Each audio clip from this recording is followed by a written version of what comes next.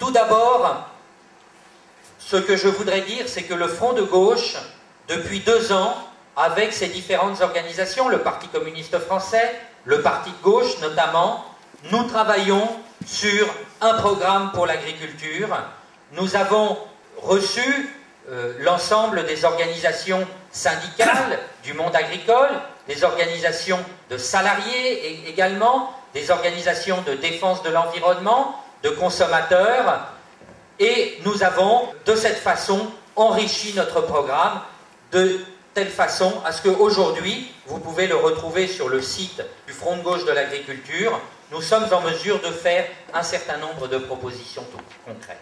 Tout d'abord, ce que nous disons, c'est qu'il faut organiser la transition écologique de l'agriculture.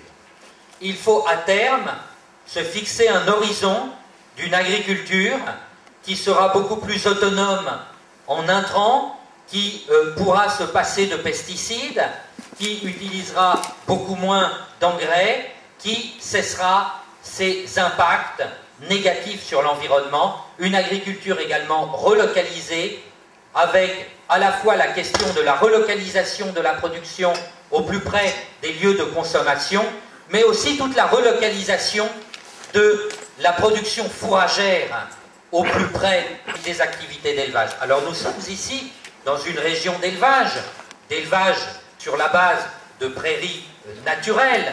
Donc nous avons un exemple d'agriculture qui, de ce point de vue-là, est largement relocalisée. Mais voyons d'une manière plus globale le modèle agricole.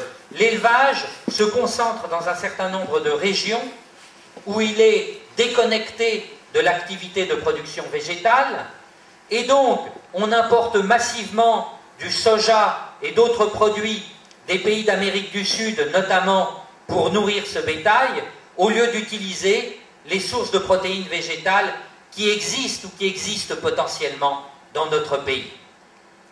Donc, au lieu d'utiliser ces protéines végétales, nous en importons, nous concentrons l'élevage dans les régions qui sont le plus près des ports, là où arrive le soja et ses autres produits. Ces concentrations ont des effets sur l'environnement à travers les résidus de nitrates, avec une contamination des nappes phréatiques, des rivières. Et à l'autre bout, nous avons les cultures céréalières dans des régions de monoculture céréalière. Et comme il n'y a pas cette intégration agriculture-élevage, eh bien, utilisation massive d'engrais chimiques, et notamment d'engrais azotés, qui implique, pour la fabrication d'engrais azotés, une utilisation massive de gaz naturel, et donc d'énergie fossile, et donc émission de gaz à effet de serre. Donc la relocalisation de la production, ça veut dire aussi relocaliser l'ensemble de ces activités de production de protéines végétales, activités d'élevage et activités de production végétale. Il faut donc organiser cette transition, il faut donc pour cela que les aides aillent notamment pour appuyer cette forme d'agriculture écologique.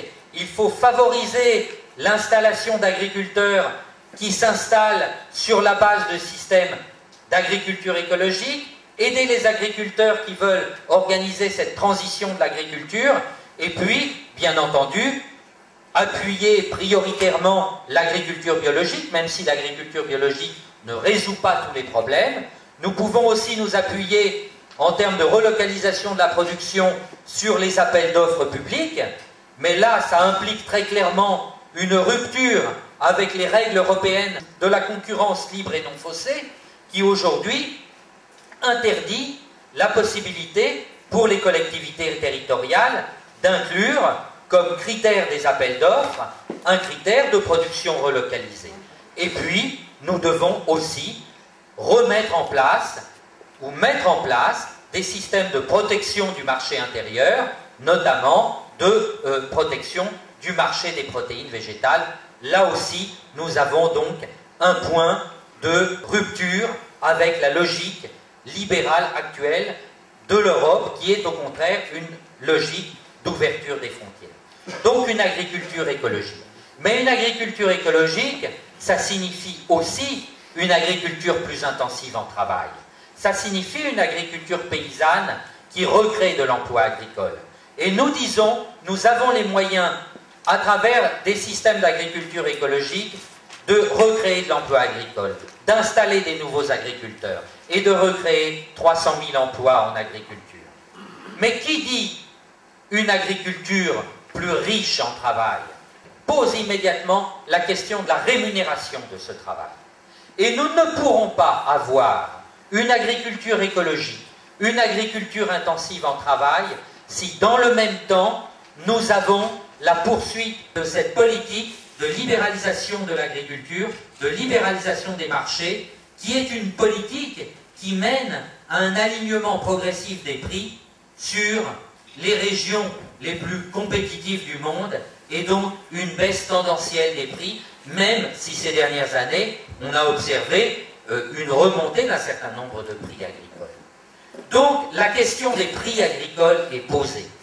Et nous disons par rapport à ça, tout d'abord auprès de nos partenaires européens, le Front de gauche, s'il arrive au pouvoir, s'adressera à nos partenaires européens pour mettre en place une nouvelle politique agricole qui réinstaure des mécanismes de régulation des marchés, de gestion des productions, et notamment de maintien des quotas laitiers, et une politique de protection du marché intérieur.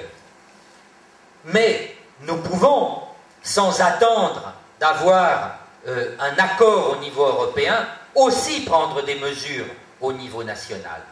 Et ce que propose le Front de gauche, c'est, sur un certain nombre de productions, de fixer des prix minimums aux producteurs et un encadrement des marges de l'ensemble des intermédiaires, à travers un encadrement du coefficient multiplicateur. Qu'est-ce que c'est que le coefficient multiplicateur? C'est le rapport entre le prix de vente d'un produit au consommateur et le prix d'achat du même produit au producteur. En instaurant un coefficient multiplicateur maximal, nous avons les moyens de contrôler cet excès d'accaparement de la valeur ajoutée de la part des différents intermédiaires et notamment de la part de la grande distribution.